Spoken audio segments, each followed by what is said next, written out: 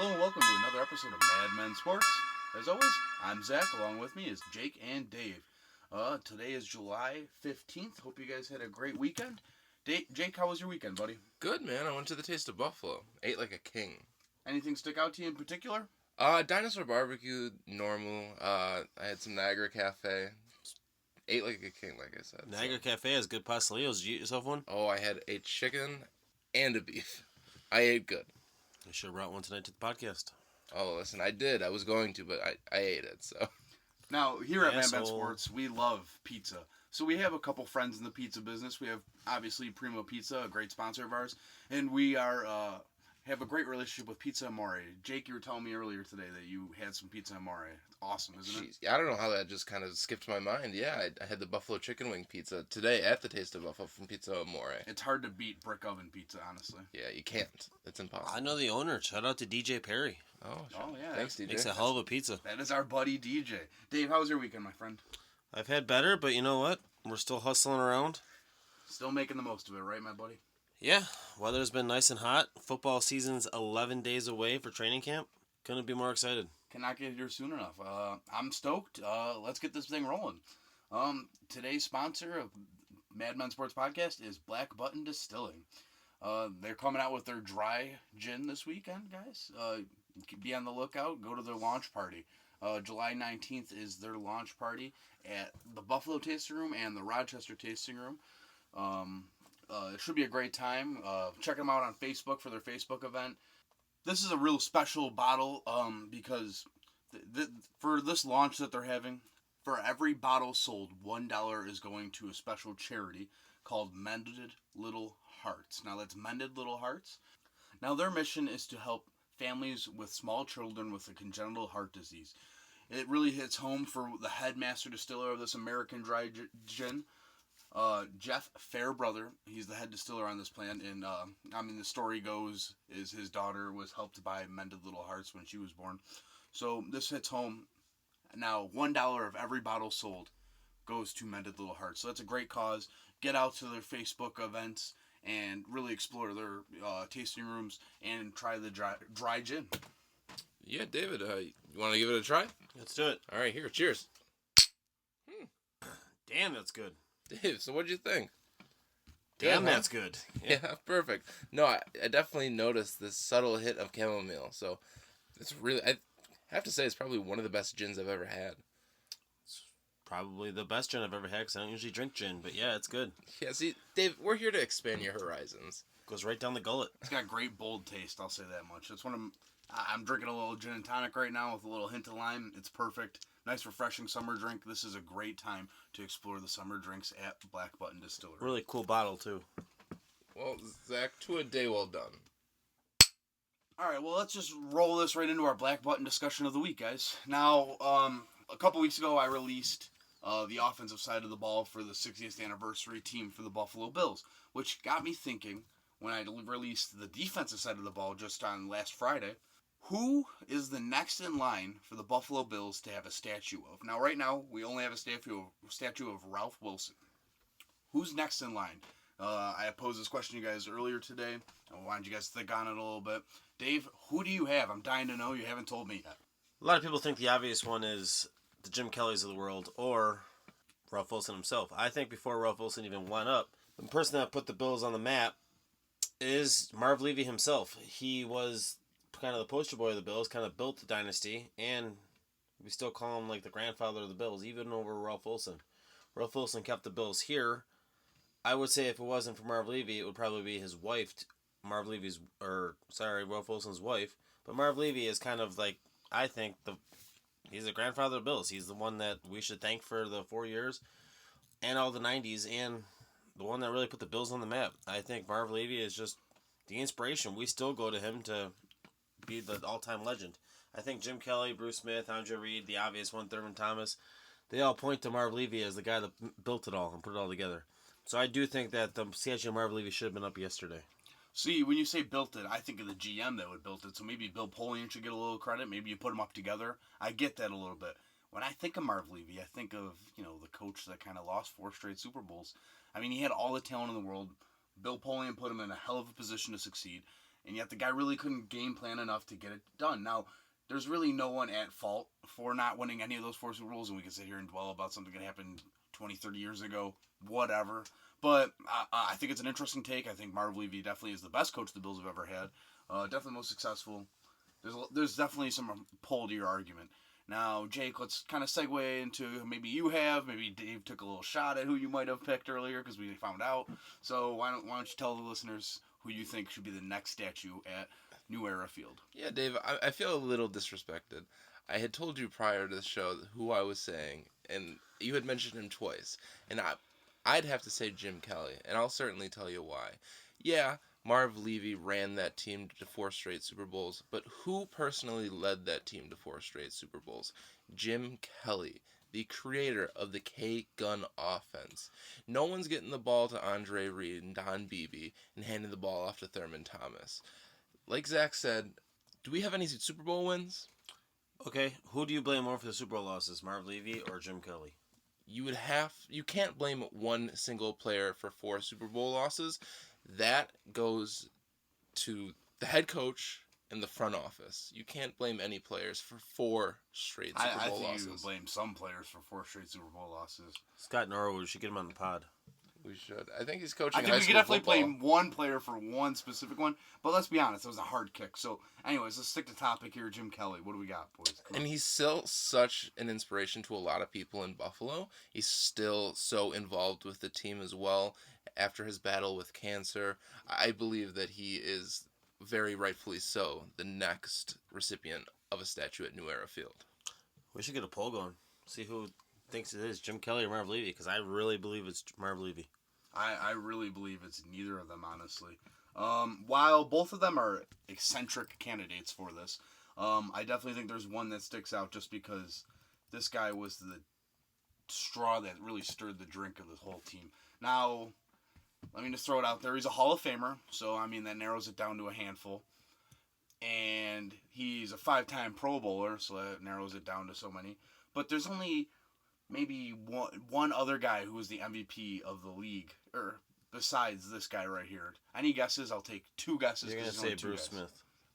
Bruce Smith was never officially the MVP of the league. He was Defensive Player of the Year. I so want it to be OJ. See, it could have been OJ. Honestly, in the 90s, if they put up a statue of OJ, it would have made sense. If you're going to say Thurman, you're wrong. See, I'm not going to be wrong. But let's stick to the OJ point here. Now, if OJ had great character behind it, maybe he could have had a statue in Buffalo. But he can't because he's not a good role model. He doesn't deserve a statue. Bills never had a good year with OJ. You don't need to have a good year with a stud like him. He ran over players. Some people say today that he's still the best running back to ever play. Now, let's segue into who actually is the best running back to ever play for the Bills. Ooh, Cookie? No, which is, again, fair points. There's a lot of fair points around here. The Bills have had great running backs throughout their history. So I am ready to shut you down as soon as you say this answer. Well, I'll take you guys off of pins and needles here. It's Thurman Thomas, number 34 for the Buffalo Bills. Ooh. Recently had his number enshrined. Locked away. No one can ever wear that again. No one ever should wear that again. That is a guy who ran over the league in the early 90s.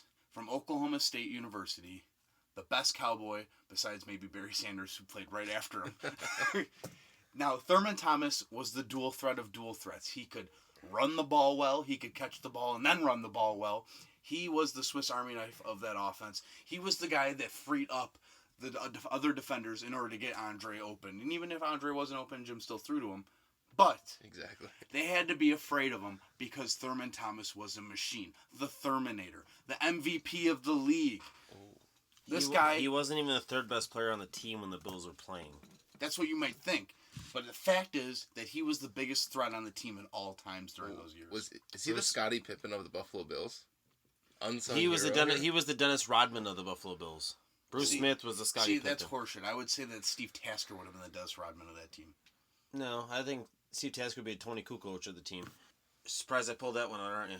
Yeah. I mean, there was a 4th best player to those 90s Bulls, let's be honest. Yeah, Michael Jordan. Bruce Smith was the most dominant. He was the Jim Kelly of the defense. Jim Kelly was the offense. Listen, it came down for me for either Thurman or Bruce Smith. But at the end of the day, you got to go with the guy that won the MVP and the guy that's still around the team now. Now, Bruce has kept his distance mildly. He comes up when his friends need him. But other than that, he's not involved with the team as much. He's not involved with the community as much.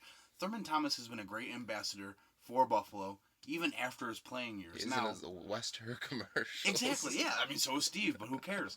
But the problem that I have with you saying it's Bruce Smith is that Thurman is still around. He's a guy that stayed through after Why his does playing that get you years. statue status? Because it means you're all around I Buffalo don't want a Bill. cheerleader. But that's what these guys have become after they're playing. They are rah-rah. How does a for Buffalo. cheerleader get us wins? They It don't- doesn't. They don't. It's not about the A wins. statue doesn't get us How do- wins either. No. Yeah, exactly. We're not putting them in to block for Josh Allen on the left tackle slot. This is a guy that was through and through a Buffalo Bill. This guy has made it very known. He's on NFL Network. He's doing the shows. He's doing whatever he wants. He's Tavia promoting. Downs. He's promoting the Buffalo brand, which, like how we promote Black Buttons brand, it's important to be out there with the community. It's important to extend yourself. Now, Thurman Thomas, I mean, there's a lot of great running backs. It's not hard to run balls in this game. He might be a top 20 running back in the league. I mean, that's not easy to say. Now, Thurman and OJ, there might be a huge difference there in talent during the era. It's definitely not OJ. Exactly. I want But it when to it be, comes though. down to be the separator, it's the huge community impact that he's made afterwards. OJ never wanted to play here. He asked for a trade. He wanted out. Thurman, on the other hand, wanted to be here. He made it known. He stayed afterwards. Now, the whole Miami thing, we all know how that broke down. And That was more on the Bills than it exactly. was him. Exactly. And he came back and lived here even after the fact. And that's wild to have a choice to live in Miami or Buffalo, and for him to choose Buffalo, I don't get it, but yeah, good for him. Do you guys know who's number one in Buffalo Bills history for all-purpose yards? I knew that without you even bringing this up. It's Thurman Thomas. Exactly. Do you know who was the running back for 4 straight Super Bowls for the Buffalo Bills? I know the one that played in half of a Super Bowl, and Kenneth Davis took the rest of his spot. Couldn't find his helmet. Because he threw a fit. No, he didn't throw a fit. He couldn't find his helmet. He threw a fit. How do you not find your helmet during the Super Bowl? He Someone moved it. He lost his helmet, didn't play in the first drive, threw a fit the rest of the game. Did nothing to contribute to the team. Didn't help or lose. Isn't the reason we lost.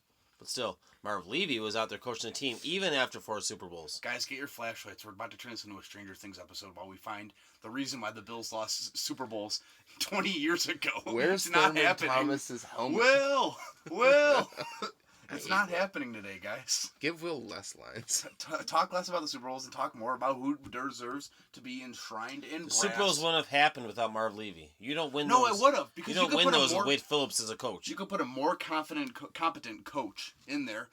Once you're making more of a point that Bill Polian should have a statue rather than Marv The point Levy. I'm making is Jim Kelly didn't want to play here as a Buffalo Bill. Correct. He waited a year to play. Bad. We both Thurman agree Thomas. that Jake had a Thurman bad Thomas one. is a hothead in the locker room. Had Who constant cares? problems with the media. Bruce Who Smith. cares? Did he win games? Bruce Did he Smith win MVPs? was in and out of rumors to be on steroids. In and out. James Lofton didn't want to play here. Left after 3 years. He wanted to play The here 'cause he Bills wanted had to a win. list of issues, and Marv Levy kept that team together. You cannot argue that fact. Great, so they had a Bills great had counselor. Bills had Kenneth Davis, who still went to 1 Pro Bowl as a backup running back. So Thurman Thomas had the best offensive line in the entire league. Not taking anything away from Thurman Thomas, but Kentall. Marv Levy was the coach of that entire team. Jim Kelly did not quarterback the team for the biggest comeback that the people still talk about today. Frank Reich did. Also, the head coach of that team was Marv Levy. Also, Thurman Thomas did not play in that game. Kenneth Davis He was did. also hurt. That's fair. Those So- are so facts it's- right but there. we're not It seems building a like- statue Those are from the facts greatest that you guys comeback. weren't expecting. It seems like the Those are games that you guys still talk about today. It That seems those like- players had nothing But to contribute these to. aren't statues for the greatest comeback ever. Maybe we should get one. That was a hell of a game. It's the greatest in NFL history. Why don't we make it with the kicker? I don't want to. This isn't a team these of are mediocrity. statues. Yes, it is. You- It's the Buffalo You Bills think we're the talking Titans about. have a statue of the miracle game? That's not my They point. might as well. They buy votes on Twitter. Who cares? Do you think the Jets are going to put a statue up of Curtis Martin because Thurman Thomas is Curtis Martin level? Do you think the Jets put one up of Curtis Martin? They should. He was the best player in the Thurman mid-90s Thomas isn't a or 15 2000s. Thurman Thomas isn't a top 15 running back. We don't have mediocrity on this team. Marv Levy is a top probably 8 head coach in the league. You have history. 4 straight Super Bowls and 0 rings. The Buffalo Bills are built off of mediocrity, and that's the team I love. I know that. I'm aware. I'm self-aware. But the question is a statue. And who has the career worthy of a statue? Thurman Thomas? Maybe, sure. Statues are great. I'm a huge fan of statues. Marv Levy, if we're talking statues, deserves to be right next to Rolf Wilson. You haven't made an argument why Rolf Wilson deserves a statue. He kept the team here. He bought the team, built the team, and kept it in Buffalo. He deserves a damn statue. Statues are stupid. Who said we can't have more than one new statue? So what if we all just said that we have 3 statues for one era? Is that so bad? What if we have a Marv statue, a Jim statue, and a Thurman statue in one corner of the stadium, and then we put eras for different corners of the stadium? It's the same thing as retiring jerseys. We're just getting out of hand. It's supposed to be something special. Exactly. So we're only asking for one, and you want to make it for a guy that didn't even play. Rolf Wilson didn't play. That's not a good argument. He built the team. He deserves it, damn it. Statues mean something. Wow. What is going on here? I haven't spoken in like 10 minutes. I want to go to the bathroom. There's blood everywhere. This is the worst Wizard of Oz argument of all time. Give the Tin Man oil. I'm terrified. So, Jake, let's bring you back into this conversation. Break the tie. Either give Marv Levy, a guy that never played, that couldn't win a Super Bowl, a statue, or give probably the best player, one of the top 5 players that ever played for the Buffalo Bills, a statue. So, I look at it this way. Marv Levy wouldn't have been shit if it wasn't for the players around him. He had... Oh, Dave's upset. Yeah, but you can't say that. If we didn't have any Hall of Famers from that team on the team, I could say, yeah, Marv Levy did it. But we have multiple Hall of Famers that were on that team. The players attributed to those Super Bowls appearances. Not Marv appearances, Levy. No wins. Thanks, Marv. Now, I'll be fair to you, Dave. Marv did have a hell of a run. He left the Buffalo eventually with some great quotes. He's not around very often lately, and hopefully his health is in good shape. We know that Thurman's health is in good shape, and we know that Jim Kelly's health is ever fluctuating, but we're praying for the best for everyone. I think that's a good place to leave our Black Button conversation today. Maybe we'd never get a statue of Thurman Thomas, Marv Levy, or Jim Kelly, but we can't say we didn't damn try. Yeah. Dave's gone. He just said, hey guys, I left. He said, if you guys are paying for this statue, I'm out of here. I made a hell of a point about Marv. So yeah, I don't think my brother's going to talk to me anymore. No. Diamond Dave has left the building. We might be looking for a new podcast host. No, speaking of new for podcasts, we might sound a little shaky this weekend. And I'm sorry for that, but it comes with good tidings. We decided to spend a little bit of money and grow and enhance our podcasting equipment. So hopefully by next week, we sound crystal clear. Clearer than we ever have, and I look forward to that. Also, we bought a video camera. It's a nice video camera. We'll have to play with it a lot and get used to it. Hopefully one day we can film our podcasts and show them right to you. That is the plan. That is our goal. And that is the Mad Men difference. Be sure to check out Black Button Distillery for the July 19th launch party for the American Dry Gin. Remember, $1 from every bottle sold goes to the Mended Little Hearts Association. Great cause. It's not in stores yet. You'll have to check it out at the distillery, tasting rooms. Have a great week, guys, and enjoy. God bless. See ya.